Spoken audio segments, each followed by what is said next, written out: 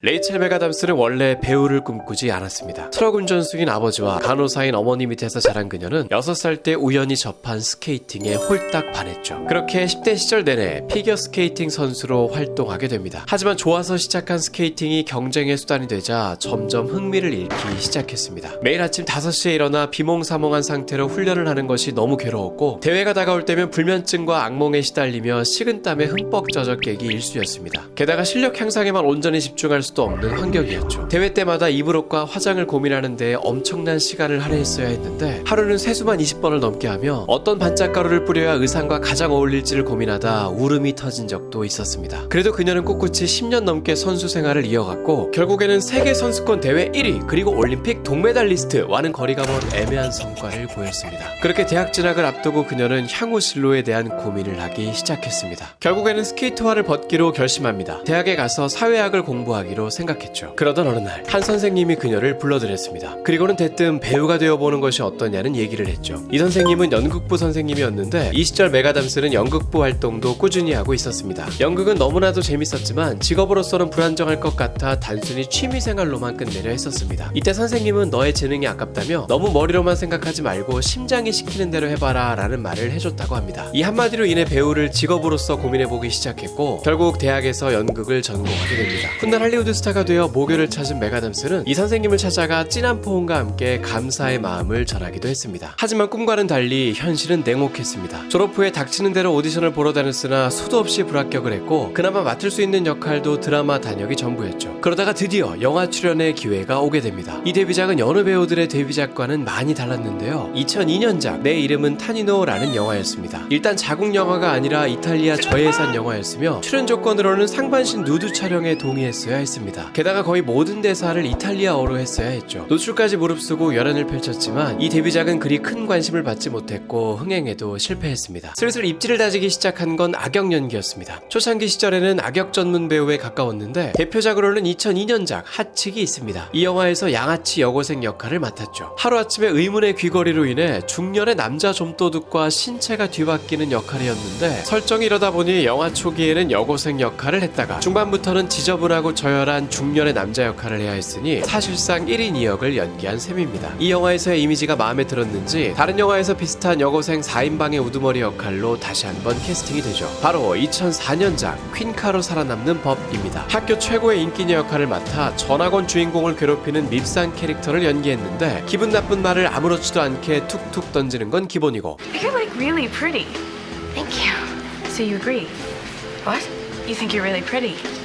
Oh. 그뿐만 아니라 일부러 자신에 대한 악담을 적은 뒤 선생님께 가져가 피해자 행세를 하고, 학생들 간의 이간질을 시켜 폭동을 일으키기도 하는 등 교활한 정치 실력도 갖춘 여왕벌 캐릭터였죠. 그런데 아이러니하게도 이런 악역 캐릭터가 주인공 못지않은 인기를 얻게 됩니다. 단순히 1차원적인 악역이 아니었기 때문이죠. 영화가 진행될수록 이 캐릭터 또한 우여곡절을 겪게 되는데, 이 과정이 단계별로 잘 설계가 되어 감정이입을 할 수 있는 입체적인 캐릭터가 됩니다. 맥아담스는 악독할 때는 악독한 연기를, 불쌍한 장면에서는 측은함을 자아내는 연기를 찰떡같이 해냈고, 결국 많은 공감을 얻게 된 이 캐릭터는 밉지 않은 밉상이 되면서 큰 사랑을 받았습니다. 이 영화는 저예산 티네이저 영화였음에도 불구하고 폭발적인 반응을 일으켜 제작비의 7배가 넘는 수익을 벌어들였습니다. 이 영화의 출연진은 지금 돌이켜보면 참 호화로운데, 당시 프리키 프라이데이로 이미 전성기를 구가하고 있던 린제이 로안이 주연을 맡았고, 아만다 사이프리드의 데뷔작이 바로 이 영화였습니다. 이 둘의 풋풋한 10대 시절을 엿볼 수 있는 작품이죠. 이 영화는 베스트 티네이저 영화 리스트에 꾸준히 들어갈 정도로 북미에서 엄청난 사랑을 받고 있으며, 여러 매체에서 패러디 열풍이 불기도 했습니다. 심지어 2017년에는 브로드웨이 뮤지컬로 만들어져 현재까지 상영되고 있죠. 오바마 대통령은 이 영화가 개봉된 지 10년이나 지난 2013년에 이 영화의 명대사를 그대로 인용해 트위터에 올리기까지 할 정도였죠. 이렇듯 맥아담스는 데뷔 초창기 고등학생 역할을 많이 맡았는데, 놀랍게도 이 당시 그녀의 나이는 26살이었습니다. 동급생으로 나온 린제이 로안은 당시 18살이며 아만다 사이프리드는 17살로 이 둘과 거의 10살 가까이 차이가 났죠. 게다가 어머니 역할의 에일리 폴로와도 고작 7살 차이였습니다. 이렇게 슬슬 스타성을 보여주던 그녀는 같은 해에 또 다른 영화에서 엄청난 존재감을 보여주는데요. 바로 많은 이들이 인생 영화로 꼽는 애절한 사랑 이야기 노트북입니다. 이 영화의 제작진은 원래 맥아담스의 캐스팅에 그리 호의적이지 않았습니다. 당시 그녀는 애잔한 감정 연기보다는 코믹물에서의 악녀 이미지가 강해 이 역할에 그리 적절해 보이지 않았죠. 오히려 캐스팅에 유력했던 인물은 당시 최고의 전성 전성기를 구가하던 브리트니 스피어스와 금발이 너무해로 유명한 리즈 위더스푼, 그리고 텍사스 전기톱 연쇄살인 사건의 주연이었던 제시카 비엘이었습니다. 그러나 이 쟁쟁한 경쟁자들을 단 한 번의 오디션으로 침묵시켜버렸죠. 감정이 잔뜩 실린 표정과 완벽한 타이밍에 터져나오는 눈물 연기에 제작진은 평가를 해야 한다는 본분을 잊고 그저 넋놓고 쳐다봤다고 합니다. 이렇게 배역은 그녀의 차지가 되었고 첫 촬영이 시작되었습니다. 그런데 이때 엄청난 장애물을 맞닥뜨리게 되는데 바로 상대 역인 라이언 고슬링이었죠. 영화 속 달달한 케미를 생각하면 도무지 상상하기 어렵지만 이들은 촬영할 당시 그야말로 앙숙 관계였습니다. 감정의 골은 점점 더 깊어져 결국 라이언 고슬링은 리허설할 때만이라도 상대 역을 다른 사람으로 바꿔달라는 부탁을 하기까지 합니다. 도무지 감당할 수 없을 지경까지 사이가 멀어진 이 둘은 결국 사귀게 됩니다. 달달한 장면들을 하루 종일 찰싹 달라붙어 촬영하다 보니 서로에게 호감이 생기기 시작했고 결국에는 실제로도 연인 사이가 된 것이죠. 게다가 이 둘은 참 묘한 인연이 있었는데요. 알고 보니 그 넓디 넓은 캐나다에서도 고향이 같았고 심지어 같은 산부인과에서 태어났습니다. 이 영화는 1940년대를 배경으로 한 영화라 그 시대를 엿볼 수 있는 영상미가 매력적이었습니다. 대표적인 장면으로는 오리떼를 배경으로 보트 데이트를 즐기는 이 장면이 있는데 이를 위해 감독은 새끼 때부터 이 호수에서 오리들을 사육하며 편한 환경을 조성했습니다. 그렇기에 촬영 당일에도 뿔뿔이 흩어지거나 도망가지 않고 유유히 자기 갈 길 가는 자연스러운 오리떼의 모습을 볼 수 있었죠. 그리고 거칠게 차를 몰고 가다가 사고를 내는 이 장면은 원래 대본에는 없었습니다. 메가담스가 거친 느낌으로 운전을 하다가 실수로 울타리를 박아버린 것이죠. 오히려 이 사고가 감정을 고조시킨다고 생각한 감독은 NG가 될 뻔한 이 장면을 그대로 넣게 되었습니다. 그리고 영화의 포스터에도 박혀있을 정도로 대표 장면이라 할 수 있는 바로 이 장면. 거친 폭우가 몰아치는 가운데 상대방의 입술을 집어삼킬 듯이 한 입에 꿀꺽 하더니 허벅지로 허리를 감싸며 진한 키스를 하는 이 장면은 그의 베스트 키스상을 받기도 할 정도였습니다. 이 상을 수상할 당시 무대에서 이 모습을 그대로 재현해 엄청난 환호를 받았습니다. 그리고 이 퍼포먼스는 향후 이 시상식의 전통을 만들어내게 되는데 이날 이후 베스트 키스상을 받게 되는 커플은 무대에서 영화 속 장면을 그대로 재현하는 관습이 생겼습니다. 퀸카로 살아남는 법과 노트북으로 탄탄한 입지를 다진 그녀는 이듬해에 오웬 윌슨과 호흡을 맞춘 웨딩 크래셔마저 흥행에 성공하며 명실공히 최고의 라이징 스타로 거듭납니다. 이 영화는 성인 코미디물이었는데 우리나라와는 문화 코드가 맞지 않아 국내에서의 반응은 시큰둥했지만 북미에서는 제작비의 7배를 넘게 벌어들이는 엄청난 흥행 성적을 기록했습니다. 로맨스의 여왕으로 군림했던 줄리아 로버츠와 비교하며 차세대 줄리아 로버츠가 나왔다며 각광을 받았고 다음 세대를 이끌어갈 할리우드 여배우 리스트에도 빠지지 않았습니다. 그러나